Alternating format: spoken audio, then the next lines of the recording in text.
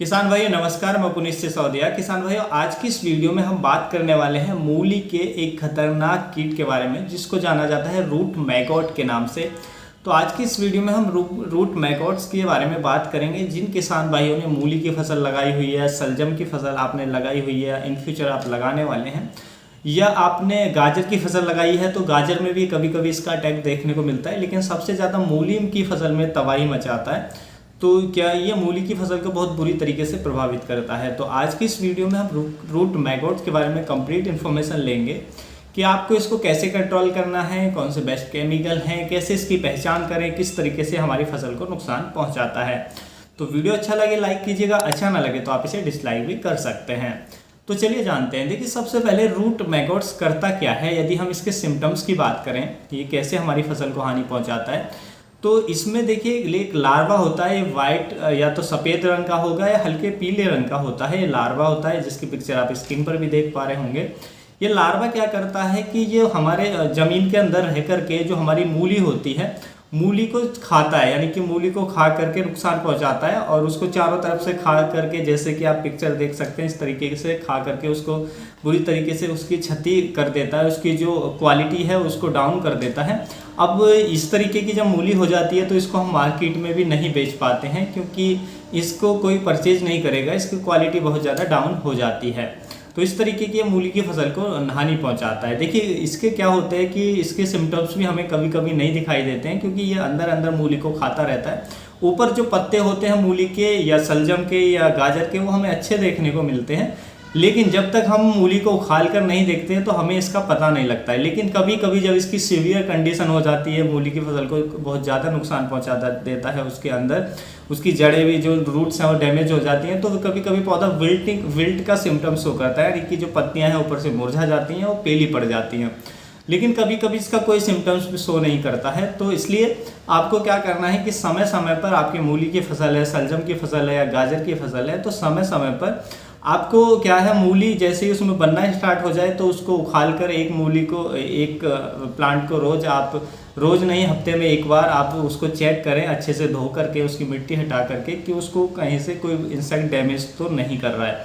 यदि आपको दिखाई दे डैमेज कर रहा है तो तुरंत आपको दवा का स्प्रे करना चाहिए। स्प्रे इसमें अच्छा काम नहीं करता है, आपको ड्रिंच करना पड़ेगा, तो वो हम आगे बताएंगे किस तरीके से आपको करना होता है। तो फिर आपको तुरंत दवाई इसमें देनी होती है, वरना ये बुरी तरीके से हमारी जो मूली है उसको डैमेज कर देता है। मान लीजिए आप इसको नहीं देखते हैं और ये अंदर अंदर खाता रहता है और हमारी जो मूली है उसको बुरी तरीके से डैमेज कर देता है, तो फिर इसको बाद में हम कीट को तो कंट्रोल कर सकते हैं, लेकिन जो हमारी मूली है उसको हम, उसकी जो क्वालिटी है उसको नहीं सुधार सकते, वो तो उसने डैमेज कर दी है, तो हमारा बहुत बड़ा लॉस हो जाता है। तो इसलिए आपको समय समय पर चेक करना चाहिए, देखना लेना चाहिए, एक आध प्लांट उखाड़ करके अच्छे से धो करके कि इसने कोई रूट मैगॉट्स की इसमें समस्या तो नहीं है। यदि दिखाई दे तो तुरंत आप इसके इलाज करें। देखिए, रूट मैगॉट क्या होता है, देखिए फ्लाई होती है, इसका जो एडल्ट होता है, एक इसके यदि हम लाइफ साइकिल की बात करें तो इसमें एक फ्लाई होती है, मक्खी होती है, जिसकी पिक्चर आप देख सकते हैं।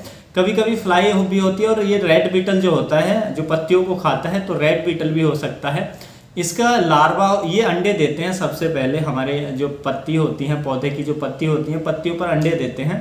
अंडों से फिर ये लार्वा बनता है। अंडों की जैसे हैचिंग होती है तो उसके बाद लार्वा निकलता है, और लार्वा क्या करता है, पत्तों से ज़मीन पर गिर जाता है, और ज़मीन पर गिरने के बाद वो ज़मीन के अंदर चला जाता है, और जो हमारी मूली है या हमारी गाजर है या हमारी सलजम है, तो उसको अंदर से खाने लगता है और उसको खा करके बुरी तरीके से डैमेज कर देता है। उसके बाद ये कुछ समय बाद प्यूपा में कन्वर्ट होता है, प्यूपा से फिर ये एडल्ट में कन्वर्ट हो सकता है। तो आपको रेड बीटल दिखाई दे या कोई फ्लाई दिखाई दे तो आपको तुरंत उसको भी कंट्रोल करना है। यानी कि रेड बीटल तो पत्तों को भी खाता है, लेकिन जो फ्लाई होती है वो हमारी पत्तों को नुकसान नहीं पहुंचाते हैं, उसका केवल लार्वा नुकसान पहुंचाता है। लेकिन यदि रेड बीटल है तो वो तो पत्तों को खाएगा ही खाएगा, और उसका लार्वा भी नुकसान पहुंचाता है। तो यदि रेड बीटल की समस्या है, रेड बीटल आपको देखने को मिलता है, यानी कि जिसको हम लाडली कहते हैं, वो पत्तों को खा रहा है, तो उसको आप तुरंत उसके लिए स्प्रे दें, उसको कंट्रोल करें। जो इसका एडल्ट है वो स्प्रे से कंट्रोल होगा, और यदि लार्वा है वो ज़मीन के अंदर पहुंच चुका है तो फिर वो हमारा स्प्रे से कंट्रोल नहीं होता है। उसके लिए फिर हमें ड्रिंच करना होता है दवाइयों का, यानी कि सॉइल में अंदर हमें दवाई पहुंचनी चाहिए, तभी हम उसको कंट्रोल कर पाएंगे। तो इसलिए आप समय समय पर चेक जरूर करें ताकि आपको शुरुआत में ही पता चल जाए और तुरंत आप इसका आप ड्रिंच दे दें दवाई का और ये कंट्रोल हो जाए। लेकिन यदि बाद में आप मान लीजिए आपने थोड़ा डिले किया, आपको नहीं पता चला और बाद में आप देखते हैं कि आपकी जो फसल है, जो मूली है वो डैमेज हो चुके हैं, उसके बाद आप कंट्रोल करेंगे तो कोई बेनिफिट ही नहीं है, क्योंकि जो आपकी मूली की क्वालिटी है वो गिर जाएगी, उसके आपको अच्छे प्राइस नहीं मिलेंगे। तो देखिए, इसको कंट्रोल करने के लिए जो अच्छे केमिकल हैं जिनको हमें ड्रिंच में देना चाहिए, एक तो हमारा प्रोफेनोफोस 40% प्लस साइपरमेथ्रिन होता है उसमें। तो आप उसको कोई भी जिस भी ब्रांड नेम से मिलता है, ब्रांड नेम की पिक्चर कुछ की एक की हमारे स्क्रीन पर भी आप देख सकते हैं।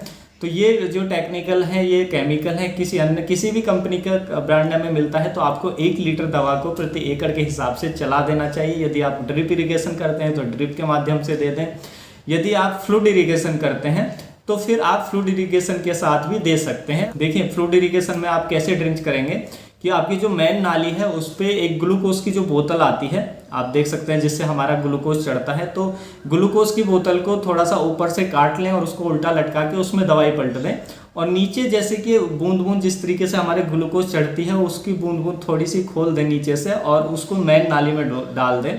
तो बूंद बूंद दवाई डलती रहेगी, जाती रहेगी और हमारे जो सिंचाई के साथ पूरी फील्ड में फैल जाएगी। तो इस तरीके से भी आप ड्रिंचिंग कर सकते हैं फ्लूड इरिगेशन में।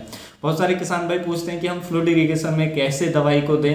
तो आप ये मेथड है कि ग्लूकोज की बोतल है तो उसको आप ऊपर से काट कर उसमें दवाई डालें और 1 लीटर आ जाती है तो उसमें ठीक है, नहीं तो 2 बार में भी आप पलट सकते हैं। जैसे ही खत्म हो तो दोबारा उसकी बूंद बूंद टपकाते रहें और वो पानी के साथ जाती रहेगी, आपके पूरे फील्ड में फैल जाएगी। तो प्रोफेनोफोस प्लस साइपरमेथ्रिन का भी आप ड्रिंच कर सकते हैं 1 लीटर पर एकड़ के हिसाब से, तो वो भी अच्छा रहता है। लेकिन जो इसका एडल्ट है उसको कंट्रोल करने के लिए आपको स्प्रे देना पड़ेगा और जो लार्वा है उसको कंट्रोल करने के लिए आपको दवाई जो है वो सॉइल में आपको चलानी पड़ेगी। तो ये आपको करना पड़ेगा। तो यदि आप मान लीजिए आपको एडल्ट का सिम्टम्स दिख रहा है, रेड बीटल दिख रहा है, तो उसको पहले आप स्प्रे से ख़त्म कर दें और स्प्रे के 6 से 7 दिन बाद आप एक ड्रिंच भी दे दें। या आपको ज़्यादा रूट मैगोट की समस्या दिख रही है, पहले जड़ों को ज़्यादा इंसेक्ट डैमेज कर रहा है, तो तुरंत पहले ड्रिंच करें और उसके 5 से 6 दिन बाद, 6 से 7 दिन बाद आप स्प्रे कर दें, तो आप इसको कंट्रोल अच्छे से कर पाएंगे। उसके बाद देखिए, दूसरी जो दवा आती है क्विनोलफोस आती है 20% प्लस उसमें जो साइपरमेथ्रिन है वो भी होता है, तो आप उसका भी ड्रिंच कर सकते हैं 1 लीटर पर एकड़ के हिसाब से, तो वो भी अच्छे से कंट्रोल करता है। उसके बाद एक और टेक्निकल आता है क्लोरोपोरिफॉस 50% प्लस उसमें साइपरमेथ्रिन भी होता है, तो आप उसको भी दे सकते हैं। तो ये दवा हैं, ये सस्ती केमिकल्स हैं, तो आप इनका ड्रिंच देते हैं तो अच्छे से जो रूट मैगोट्स है, जड़ों के अंदर जो लार्वा है, वो उसको हम कंट्रोल कर पाएंगे और जो हमारी मूली की फसल है, हमारी गाजर की फसल है या हमारी शलजम की फसल है, उसको हम सेफ रख पाएंगे। तो इस तरीके से आप कंट्रोल कर सकते हैं। उम्मीद है किसान भाइयों जो आज की जानकारी आपको अच्छी लगी होगी। जानकारी अच्छी लगी तो वीडियो को लाइक कीजिएगा, अन्य फार्मर के साथ इसको शेयर जरूर कीजिएगा ताकि उन तक भी ये जानकारी पहुंच सके। मिलता हूं आपको नेक्स्ट वीडियो में नई जानकारी के साथ, तब तक के लिए आप अपना ख्याल रखिएगा। धन्यवाद।